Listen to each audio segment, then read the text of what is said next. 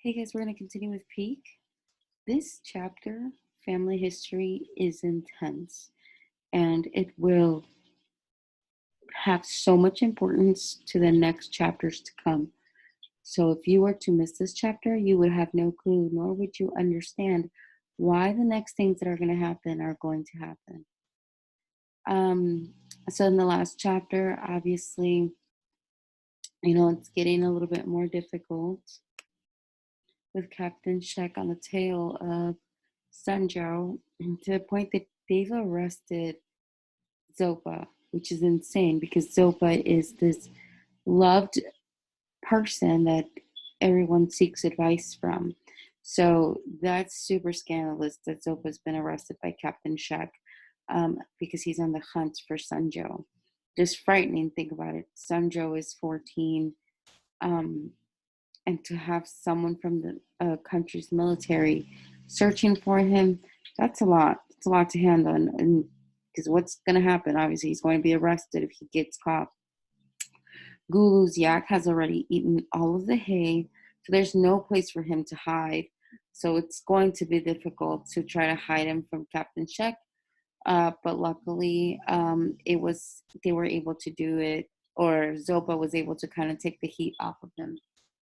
All right, let's go ahead and continue with peak. And as I read, I'll go ahead and explain a couple of terms if necessary in order to make sure that you're fully understanding the story.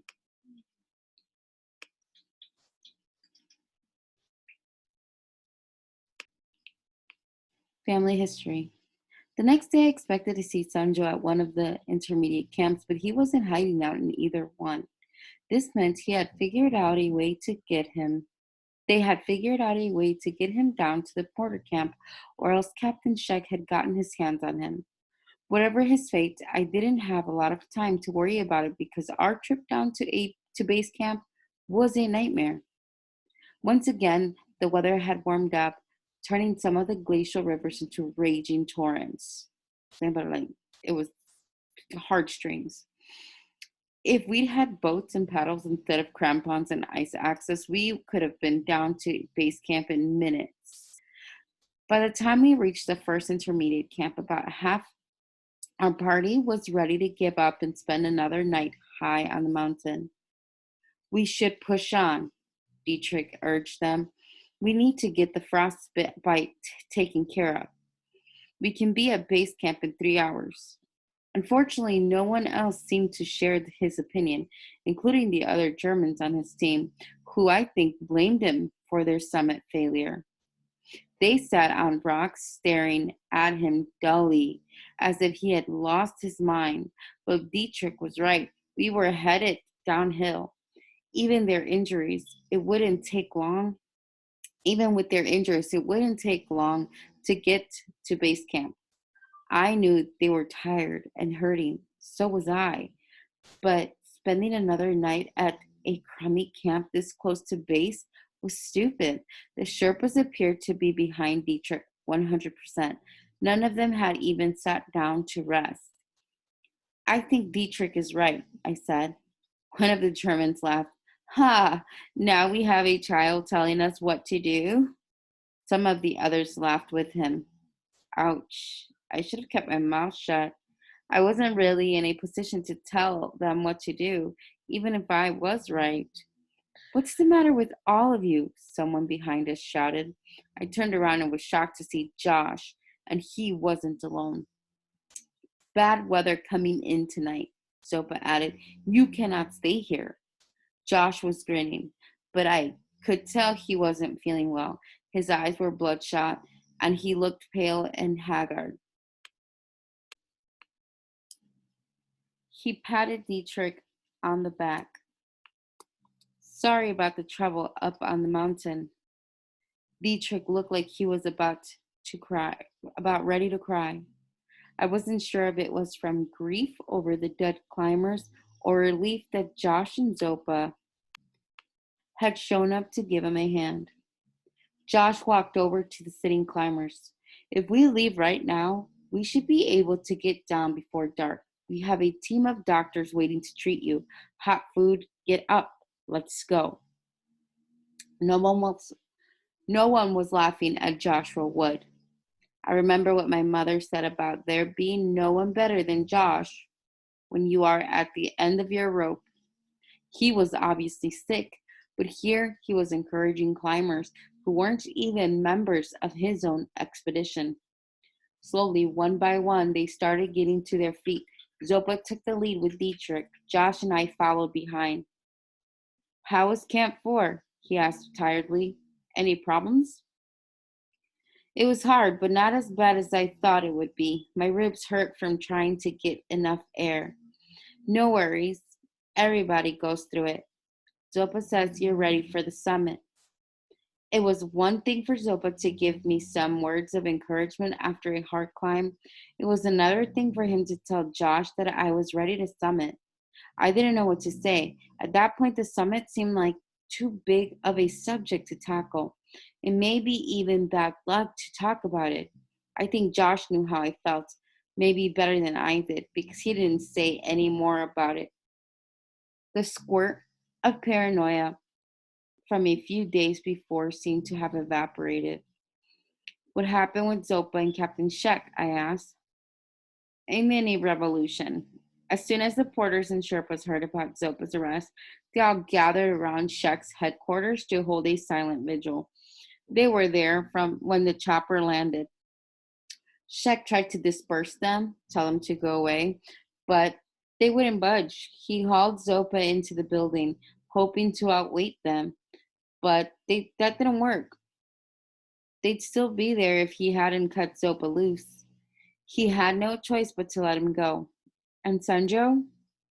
That's the best part. Shek pulled all the soldiers back to headquarters, which made it easy to sneak Sanjo back into the porter camp. If he hadn't detained Zopa, I'm not sure how we would have gotten Sanjo off the mountain. He might have had to stay at one of the intermediate camps until he tried for the summit. Why is Captain Shek so worried about him? I think he knows more about what we're trying to do than he's saying. How did he find out? Josh shrugged. It's hard to keep a secret up here, even if everybody keeps their mouths shut. Speaking of which, he slowed down. Your mom called. The grin was gone. His easygoing mood had completely changed. Why'd you write her? He asked. Because she wrote me, I said a little bit more belligerently, angry than I intended. I guess my mood had changed too. Josh looked confused. I knew that one day I'd have this conversation with him, but I didn't think it would be at 20,000 feet with him sick. I mean, so tired I could barely lift my feet. But I guess there's no ideal time or place for something like this. I thought we had an agreement, he said. I thought we were going to let me handle your mother. There's no agreement, I said. And I didn't think anyone could, quote unquote, handle my mother. We glared at each other. The least you could have done, he said, was to tell me that you wrote her so I wasn't blindsided, so I wasn't surprised by it. The least you could have done is to write me back. What the are you talking about? I sent you letters. You mean when you were a kid? Yeah. So? You got the letters? I shouted. He stopped and pulled his goggles around his neck. Yeah, I got the letters. I got your letters. What does that have to do with telling your mom about Everest? Everything, I said. He didn't get it, and he didn't seem to care. Well, she's royally ticked off, he said. It was all I could do to stop her from flying over here and yanking you off the mountain. At least I think I stopped her. She wants you to call her as soon as you get to base camp. Fine, I said. She insisted that I take you to the top myself, which screws up everything. I'm either going to have to go with you and Sanjo, or you'll have to join my team, which means there will be a long delay in your summit attempt because it looks like we'll be the last team to go. I'm in no shape to climb, and neither is anyone else on the team. Lucky, You have a backup in Sunjo, I said. Either way, you'll get the youngest climber in the world to the summit. Is that what this is all about? He asked. You're mad because it's not about you anymore? It was never about me, I said. It's always been about you. I walked away from him, past the injured climbers, past Dietrich, past Zopa, arriving at base camp a half hour before any of them. I barged into HQ, grabbed the sat phone, and punched in the number as I stomped over to my tent. Mom answered on the first ring. Peak? I got a little choked up when I heard her voice, and it was a second or two before I could respond. Hi, Mom. Silence. That went so long that I thought I'd lost the connection. You should have told me, she finally said. I was tempted to say that I had told her in the moleskin, but I knew that wouldn't fly. Sorry, I said. It didn't sound very sincere, but I'll accept it. How'd you do at Camp 4? She asked quietly. I was shocked at how calm she was. It was hard, I answered, but I'm good. Your ribs are okay? A little sore, but yeah, they're fine. You're not mad? Furious. That was more like it, but she didn't sound furious. Josh told me you were sick. I'm over it, but a lot of the others have it now, including Josh, but I didn't tell her that. I know, she said. Since I got your journal, I've been surfing the Everest websites. Looks like a lot of climbers are leaving the mountain. I also read about the deaths at Camp 6. I walked down the mountain today with the German team leader, I told her. His name is Dietrich. And how is he? I don't know. Devastated, I guess. And how are you? What do you mean? Well, 4 people died less than a mile away from you, she said, sounding a little more like my mother. Any thoughts on that? Feelings? Reaction? I didn't know what to say. I feel bad, didn't quite cut it. Mom was just getting warmed up. 4 people died on the mountain. Human beings, Peak, with mothers, fathers, brothers, sisters, children, wives, husbands, girlfriends, boys, sitting at home worrying about them. By now, they've gotten a phone call or an email with the bad news. Sorry, your husband, wife, daughter isn't coming home. No, we can't retrieve a body above Camp 4. It's too dangerous. I reached my tent and climbed inside. Let me ask you a question, she said. Go ahead. Do you think you're a better climber than the 4 who died? No. Do you think you're luckier than they were? I guess. I said, I'm alive. It's not what I'm getting at. You're saying that the same thing could happen to me. You're not on the wall in the back of our cabin or at a climbing camp. You're on Everest. People die up there, Peak. You might die. The guys who died weren't acclimatized, I protested. They should have waited. They saw a break in the weather and got summit fever. They made a mistake. You think that means anything to those who were waiting at home for them? I looked up at the drawings that the 2Ps had sent. Well, Mom persisted. One of the drawings was a stick figure clinging to a skyscraper with a helicopter hovering overhead. Just above the stick figure was a little blue mountain. I'm trying for the summit, I said. I've gone through too much to give up now.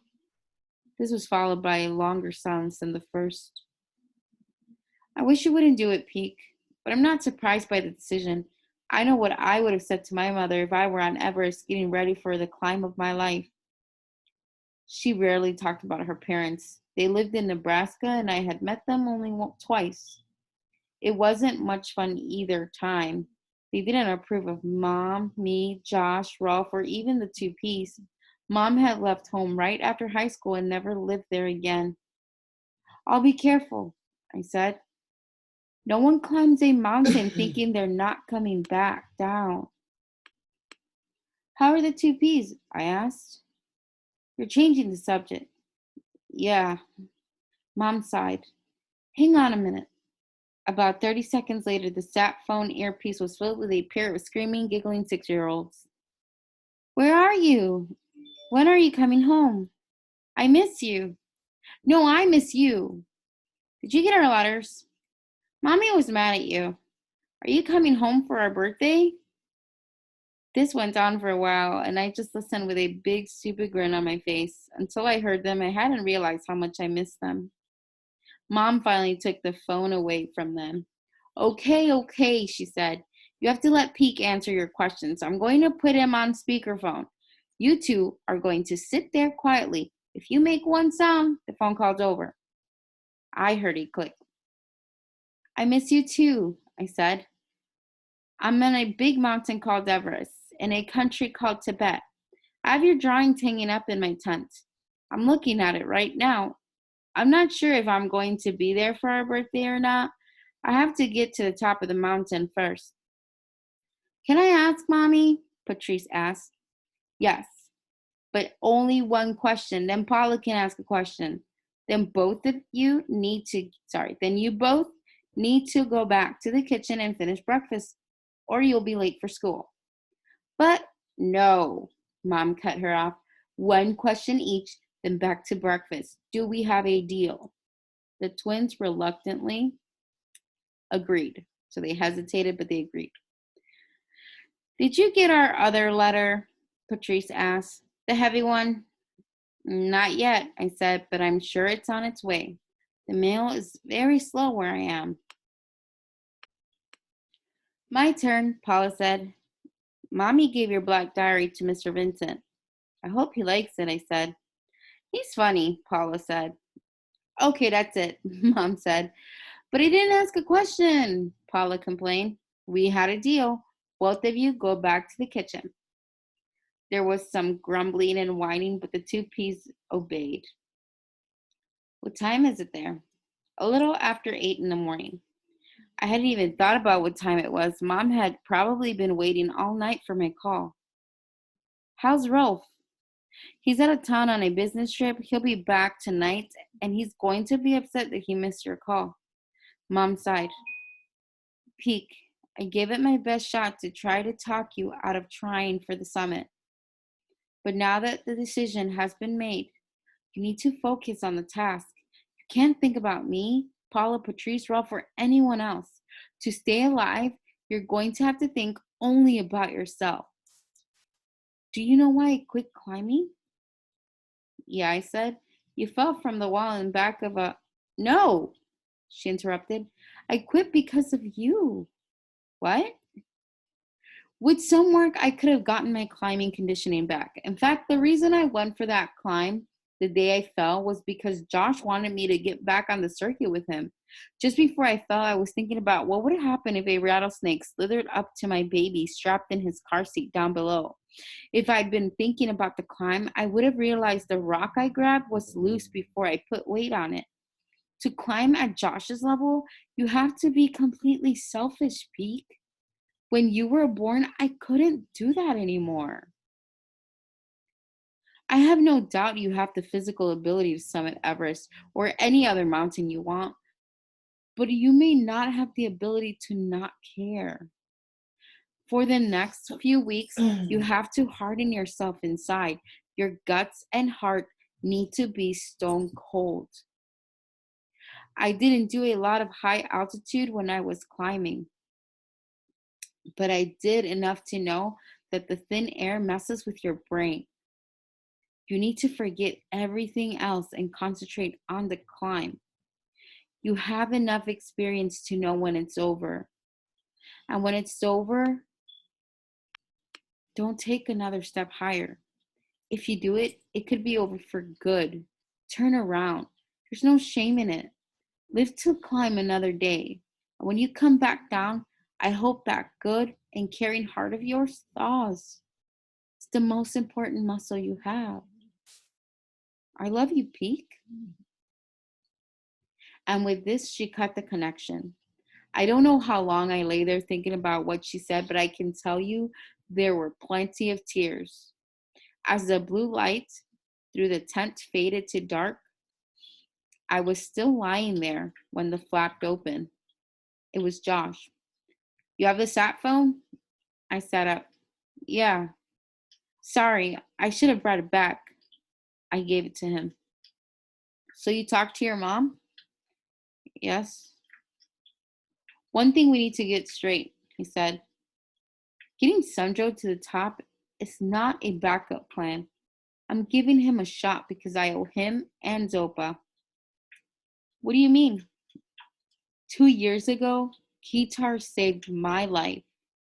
Sunjo's father? Up on K2. You're the climber who survived? We'd been snowed in for 3 days, no food, no O's, no hope of survival. I watched my climbing party die one by one until I was the only one left. I should have been next, but Kitar came up the mountain through the worst blizzard I'd ever seen. He came alone. None of the other Sherpas would come with him. He all but carried me back down. When we got to base, we stumbled into the A tent. I took one cot, Kitar took the other. While Leah was treating my frostbite and giving me IV fluids, the man who saved my life died not 4 feet away from me. His heart gave out. I didn't even get a chance to thank him. I thought you ought to know. He closed the flap, and I heard his footsteps crunching through the snow as he walked away.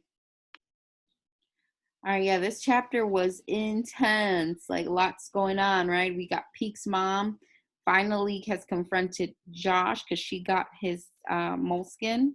And obviously she read it and she gave it to Vincent, so she's helping him out with his work, right? But she's upset. And I think about the advice that she just gave him. Like, you have to be stone cold in order to get up there. Because if you're thinking about anything, that thought could make you lose focus, and then that's it. And then she put it in perspective for him. Like, you think you're luckier? You're not luckier. Like, it could happen to you, and then that's it. Everyone at home gets a phone call. I can only imagine how she felt when she found out that Peek was on Everest and not at school somewhere with his dad in Chiang Mai, right? That's hard. I mean, can you imagine being her and then you can't get on a plane immediately and just fly over there and find out what's going on? Her 14-year-old is basically facing death in the eye. So that's pretty heavy stuff. And you see how selfless she was and gave up her love of the climb for him, and how she tells him, in order to continue climbing, you have to be selfish. But she knows that he's not a selfish person. So that's why she gives him that advice.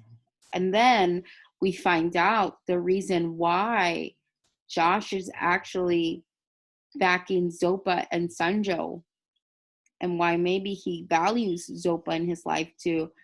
And that's the fact that his son, Sunjo's dad, gave his life up for him. He did it because he felt he needed to save Josh. And sadly, he died and Josh didn't. But now Josh feels like he needs to do something for the family that lost Kitar.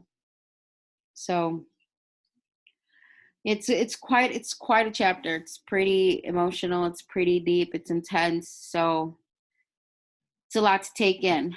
But if you'd missed this chapter, you wouldn't understand what's coming up ahead. So awesome that you have stuck through this chapter, and it was intense. All right, go ahead and continue with your work. Bye, guys.